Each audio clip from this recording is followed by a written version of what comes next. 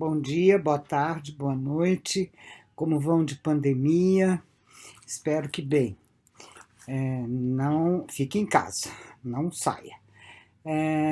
Eu estou aqui a pedido da Parábola para falar com vocês a respeito desse livro meu e com Jaqueline Barbosa, que se chama Hipermodernidade, Multiletramentos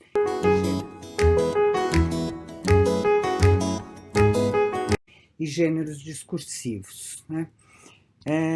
Eu organizei esse livro numa época, ele já é de algum tempo, deixa eu ver de quando ele é 2015, então já tem uns 5 aninhos aí, num tempo em que a palavra gêneros era gêneros do discurso, gêneros de texto, era uma espécie de palavra ônibus, né? Com muitos significados. Podia ser gêneros textuais, a partir de uma perspectiva textual da linguagem, e podia ser gêneros discursivos em vários sentidos, a partir de vários autores, dentre eles Mikhail Bakhtin. Então é um livro para o leitor de letras, mas não o leitor teórico, pesquisador e tal, o leitor professor principalmente, ou o leitor estudante de letras, né? Esse é o endereçamento de leitor que esse livro tem. Ele vai, então, partir do conceito de gêneros para chegar no final do livro ao valor do gênero discursivo nos multiletramentos requeridos na hipermodernidade. Daí o título, só que o título é de cabeça para baixo, ou seja, o livro começa por aqui e termina aqui na hipermodernidade. Vou falar um pouco nessa primeira mini-aula sobre por que fazer um livro como esse, né? Como eu disse, um conceito, né? Que tinha nessa ocasião muitas definições diferenciadas. Então, a ideia eu digo, esse livro parte do conceito de gêneros discursivos para chegar a uma definição mais em detalhe de alguns dos conceitos envolvidos no estudo dos gêneros do discurso na perspectiva bakhtiniana. Ou seja, a ideia do livro é explicar de maneira não extremamente teórica, explicar de maneira mais amigável, vamos dizer assim, ao leitor professor, principalmente, né?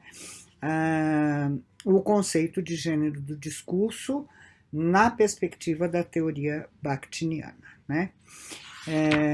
Então, ele é prefaciado muito gentilmente pelo Carlos Alberto Faraco, professor do Paraná, bakhtiniano conhecidíssimo, né? Um teórico muito refinado das ideias de Bakhtin, e ele começa dizendo o seguinte, no prefácio que ele fez para o livro: em nossas atividades cognitivas, as teorias são recursos indispensáveis para recortar e iluminar as inúmeras faces da imensurável complexidade do real. Ó, que lindo! Muitas vezes, porém, a beleza interna das construções teóricas nos seduz a tal ponto que chegamos a esquecer o que de fato interessa, ou seja, seus vínculos com a vida. Caímos, então, no que o filósofo russo Mikhail Bakhtin chamou de teoreticismo. Quando isso ocorre, precisamos encontrar quem nos auxilie a trazer os pés de volta ao chão da vida.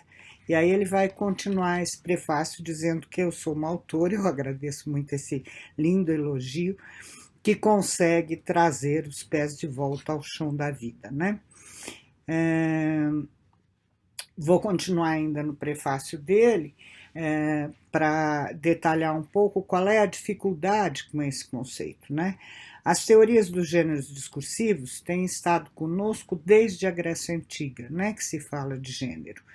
iluminando aspectos das nossas atividades, gênero discursivo, portanto, atividade de produção e de circulação dos discursos.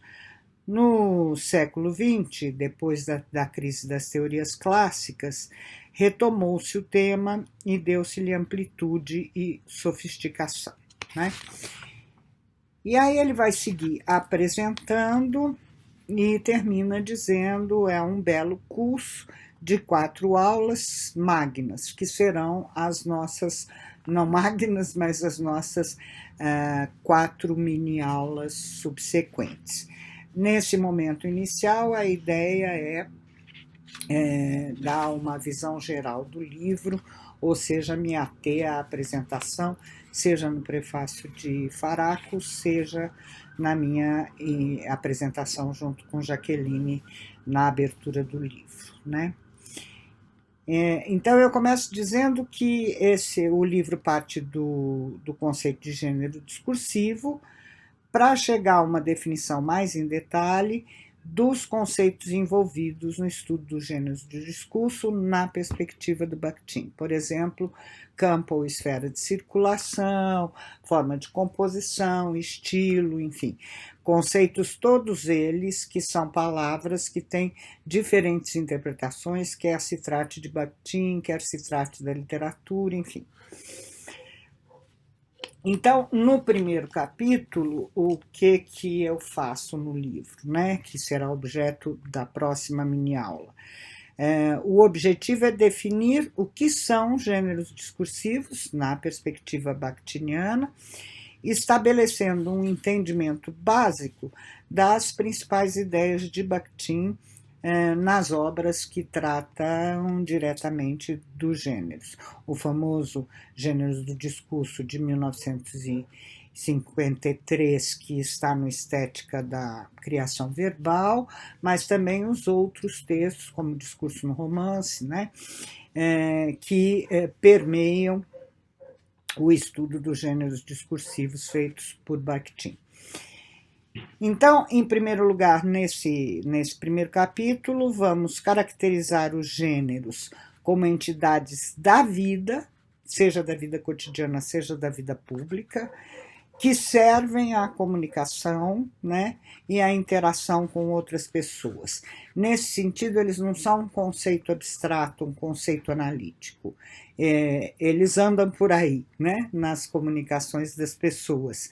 Eles são, como diria Hegel, universais, um conceito universal que designa um fenômeno universal, mas universais concretos, né? Ou seja, coisas que efetivamente acontecem na vida. Gêneros são entidades da vida e não do texto ou da teoria, né? Depois, vamos diferenciar gêneros de discurso de tipos de texto e de gênero de texto, porque são duas perspectivas diferentes, né? E fazer equivaler em outra teoria, na bakhtiniana, gênero de discurso ao que a teoria textual, mais ou menos ao que a teoria textual vai chamar de tipo de texto, e textos a enunciados na teoria bakhtiniana, né? Então, eu faço depois um breve histórico das reflexões acumuladas a respeito de gêneros textuais, iniciando com a poética e a retórica na Grécia Antiga e chegando breve, né? Chegando a finalmente a teoria bakhtiniana, né?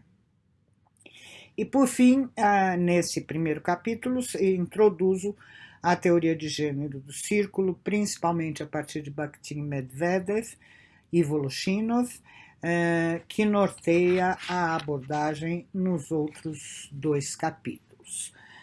O segundo capítulo vai ter por objetivo discutir de que maneira os gêneros integram as práticas sociais e são por elas gerados e formatados, né? Para tal, primeiramente eu vou definir práticas sociais, né? A partir do conceito marxista de praxis, acrescentando então que toda praxis exige uma ética, né? E a seguir, eu passo a apresentação das esferas de valor, né? Essa ética hegeliana, baseada em Hegel, então em Weber, né? Introduzindo o conceito de esferas de atividade, né? De Weber, do qual Bakhtin se apropria para fazer a sua teoria, né? Vou relacionar um pouquinho também com o conceito de campo e de hábitos, porque equivalem mais ou menos, na teoria de Bourdieu, né?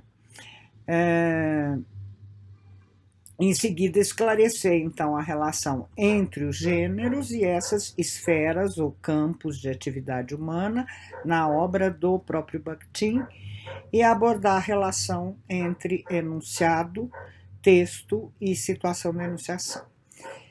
Dito assim, parece um livro mega ultra teórico, mas o que eu busco fazer é justamente pelo meio dar exemplos mais cotidianos, por exemplo, analisar uma letra de Noel Rosa, num contexto de produção específico, ou propor uma série de reflexões mais aproximadas das nossas práticas educacionais, enfim.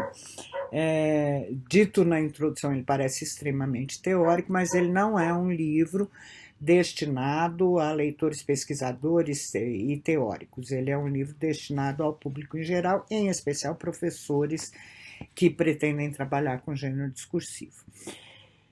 E, por fim, o último capítulo, terceiro, tem por objetivo caracterizar como os gêneros se organizam, definindo então seus elementos integrantes, que são tema, forma de composição e estilo, né?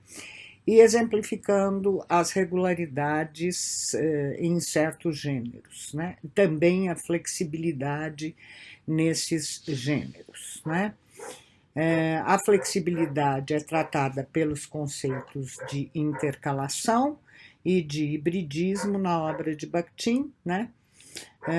Como mecanismos privilegiados de flexibilização dos textos nos gêneros.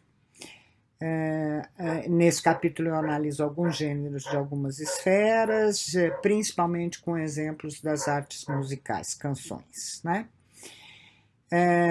E por fim concluo mostrando como é importante ainda e válida a teoria bakhtiniana, embora ela seja dos anos 50 do século passado, né, tenha quase já um século, para a hipermodernidade, ou seja, os dias de hoje, que apesar das tecnologias digitais, os gêneros, a ideia de gêneros de discurso, não de texto, daí, continuam válidas mesmo nos textos multissemióticos dessa era digital, né?